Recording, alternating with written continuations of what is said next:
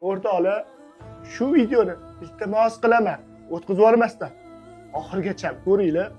Bu video siz oldingizda hechizga chiqmadi.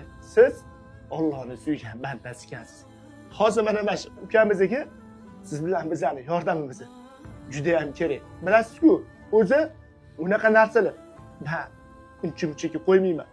Lekin bu ukamiz rostdan ham hozir siz bilan meni yordamimga muhtoj. Onalarning o'zlari o'zingiz xalqimizga tushuntirib bering.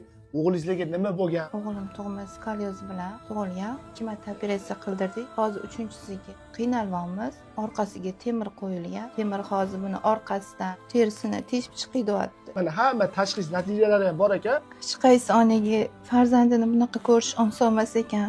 Iltimos yordaminglarni ayamanglar.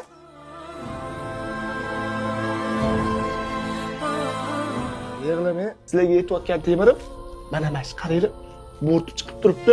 O'sha terisini yorvoraman deyapti. Ichki tomoni yuragiga botayotgan ekan. Siz bilan biz yotganimizda, tegimizda nimadir qolib ketsa, qanaqa azob chekamiz? Bu ukamizni hozir qanaqa azob chekayotganini tasavvur ham qila olmaysiz. Shu ukamizni tuzalib ketdi, ota-onasini bag'rida o'tirib, kechqurun men sizlar